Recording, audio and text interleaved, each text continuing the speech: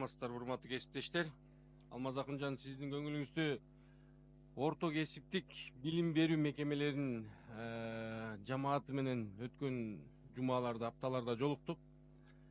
Ушу орто кесиптик билим берүү мекемелеринде кызмат кылып аткан биздин мугалимдер канча жылдан бери айлык маянасы көтөрүлбөй жаткандыгы мындай орчундуу маселе экенин мындай талкууладык да.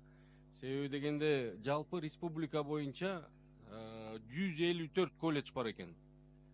Ал жерде 7,5 миңге жакын эмгек жамааты иш алып барат экен.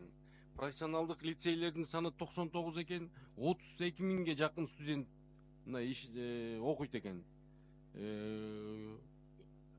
Ошон үчүн урматтуу Алмазбек Акынжанович, ушул маселени бир дыкаттык карабасак, себеби дегенде өткөн апталарда президентибиз дагы мына дарыгерлердин айлыгын көтөрүү боюнча маселени көтөрдү, тапшырма берди. Бул абдан жакшы. Мугалимдердин мектеп мугалимдеринин айлыгы көтөрүлүп атат. Бул дагы жакшы.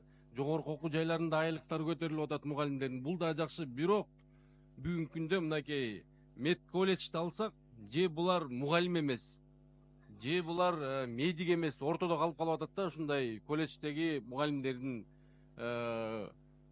акыбалы. Себеби дегенде же булардыкын ушул мектеп мугалимдеринин айлык маянасына теңейбизби, же жогорку окуу жайларынын маянасына теңейбизби, ошону бир чечим чыгарып, бир протоколдук тапшырма бериңизди өтүнөм. Себеби дегенде жогорку окуу жайлар менен колледждердин мугалимдерине талаптар бирдей эле.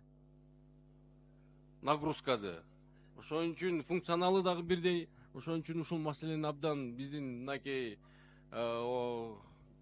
орто билим берүү жамааты мындай абдан суранышып атат, абдан мындай кабыргасынан коюп атат да бул маселени. Себеби дегенде чын эле карап көрсөңүздөр 10 жылдан ашык мынакей айлык маянасы көтөрүлбөптүр да. Бирок бүгүнкү күндө канча деген биздин мынакей фельдшерлерди, медсестраларды, агрономдорду, бухгалтерлерди, да башка деген канча деген профессионал биздин балдарыбызды окутуп чыгарып беришип атат да. Бүгүнкү күндө ошолор мынакей иш алып барып атат. Эң мындайча айтканда кара жумуштардын баардыгын ошол биздин окуп бүткөн балдарыбыз иштерди алып барып атат да. Ошон үчүн ушул мугалимдердин айлык маянасын мындай татыктуу кылып карап койбосок, себебинде адилетсиздик болуп калып атат. Ошон үчүн ушуну жакшылап эске алып коюңузду суранам, Алмазбек Акынжанович. Рахмат.